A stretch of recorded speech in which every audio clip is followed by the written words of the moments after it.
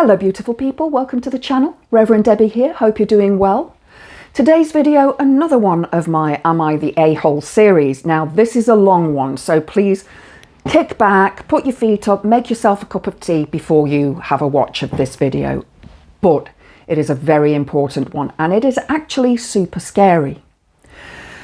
So let me begin. I, 19 male, work a full-time job in the tech industry. My role is 100% remote, so I rarely have a reason to go outside.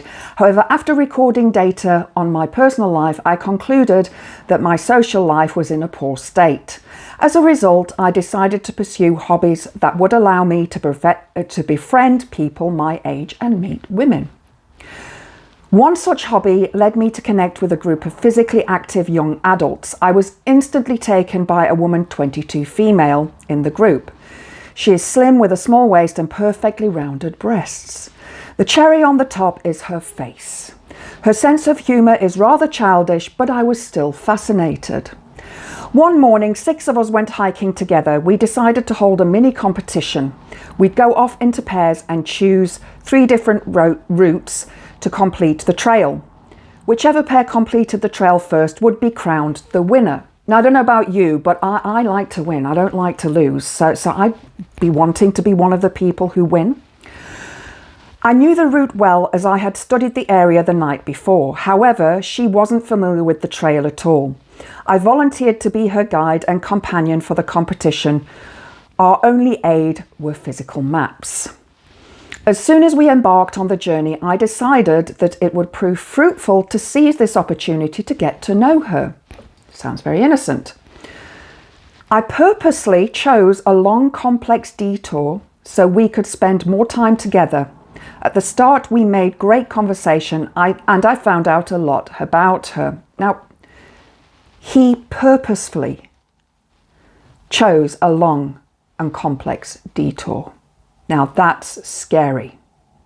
As a woman, that's scary. However, as time went by, she grew more frustrated. She kept looking at the map and insisting we're going the wrong way. I told her that the maps were not accurate as they didn't account for path closures and other factors. This was not the truth. After a while, she grew more stressed and claimed she needed the toilet. You know, it is in fact that women need the toilet more often than men. Our urethra is very small in comparison to a man's urethra. We did find a place she could relieve herself, and this seemed to have given her some peace. You can see that this person spends a lot of time in their house on their own. After about 6 hours, can you imagine being on a hike for 6 hours? The trail itself was roughly 3 hours.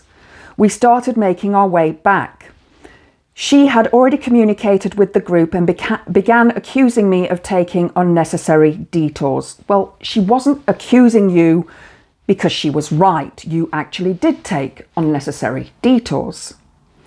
I simply pointed out her desirable physical features and the impact they have on me. I thought she would be pleased to hear these compliments, but she was not. I'm not surprised. She told me to stop describing her at all and that she doesn't want to hear about my biological responses. She did not speak to me for the rest of our journey. Who can blame her? I probably would have run away. I've since been kicked out of the group. In fact, everyone in the group has labelled me all sorts of things, and rightly so. This is stalker, psycho behaviour. You know, he was trapping her in a place where she couldn't go. He was not allowing her to look at the map and make her own decisions. He was lying to her, and now he's upset that he's been kicked out of the group and that they're calling him names. She described me as selfish, weird, an a-hole, and asked me to stay far away from her. I suspect these feelings are temporary and born out of confusion more than anything. I don't think they're temporary, dude. I think she probably wrote in her journal or diary and said, my God, this person is a freak. Possibly put it on social media as well.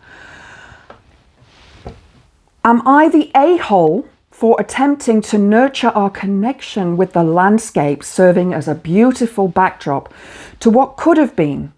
Or should I have not used this particular activity to carry out my plan? Yeah, you're the a-hole. You weren't attempting to nurture any relationship with her.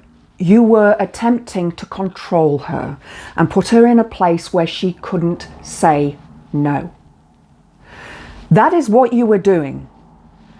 You think that her feelings are temporary. No, they're not. She was probably absolutely terrified of you after she heard those things and probably thought, oh my God, he could have raped me at any point in time. He could have done anything he wanted.